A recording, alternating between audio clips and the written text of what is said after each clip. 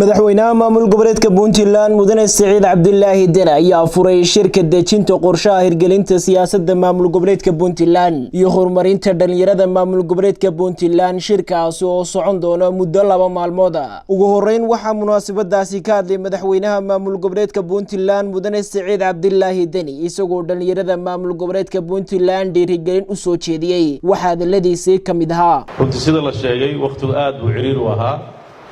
laakiin shirkan maanta kama soo qayb gelina waa shirkay maxaa yeelay dhalinyarada kamid ah ruuxadeeso marka aad baan ugu faraxsanahay inaan ka baaqan oo nimaado waayo waa shir anna muhiim ah Puntland muhiim ah waxa la isku waafaqsan yahay tirada badan ee dadka Soomaalida gaar ahaan Puntland 70% wax ka badan inay dhalinyaro yihiin marka dawladda Puntland waxa ay ka shaqeynayso 70% waa dhalinyaro iyagay ka shaqeynaysaa horumarkooda iyo mustaqbalkooda waxaad ogtihiin waxyaabaha ugu waaweyn ee Puntland ay ku faanayso oo amniga ah cidda hayso waa dhalinyaro ciidamadeenu waa dhalinyaro shaqaalaha dhalinyaro u badan yihiin xarumaha wax soo saarka dadka ka shaqeeya waa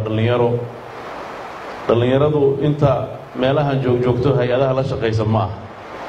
dadkoo dhan baa dhalinyaro ah kuwa xoolaha dhaqay waa dhalinyaro kuwa khayraadka iyo kalluunka soo saaray waa dhalinyaro waxaas oo dhan marka waa wax u baahan in siyaasad midaysan oo dheelitiran oo kabaysa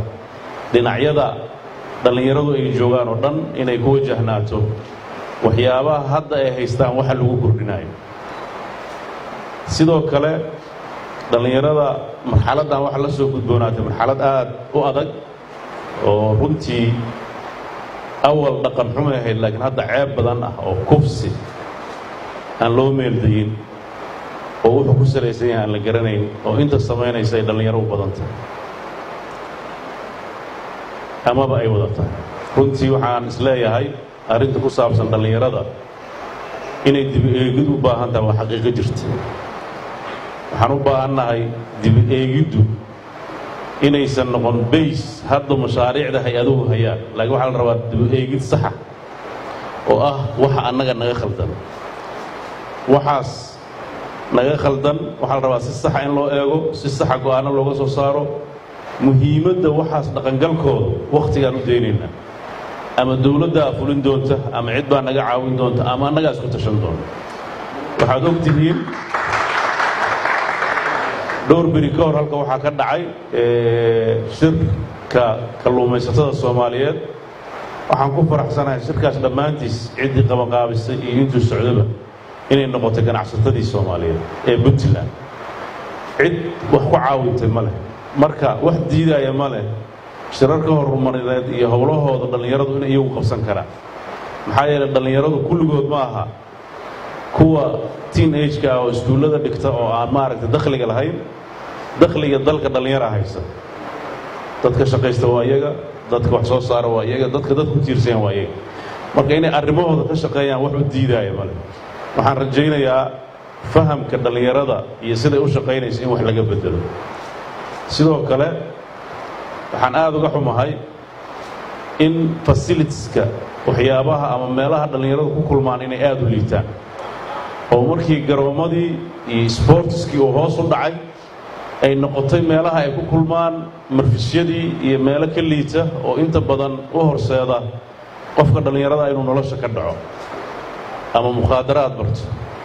ama dhaqanno xumo kaleeta barto waxaa kaloo aad uga xumahay iskuulladu iyo jaamacaduhu markay soo baxaan ardadu inaan loo diyaarin waxa ay baranayaan iyo waxay ku shaqayn lahaayeen iyadoo dalkii runtii shaqaale loo baahan yahay maalin walba waxaa dalka la keenaa dad shaqaale ah oo la rabo inay ka shaqeeyaan dhallinyaradeenna waa shaqo la'da waxyaabaha aan isqaban karin bay ka mid tahay waxay u baahan tahay siyaasad cad in laga yeesho waxa dhallinyarada baranayaan iyo caqabadaha haysta sidii looga gudbi lahaa Naasir Cabdilqaadir Cabdiwahaab Naasir Talasabe Badda Cas 24 TV magaalada Hargeysa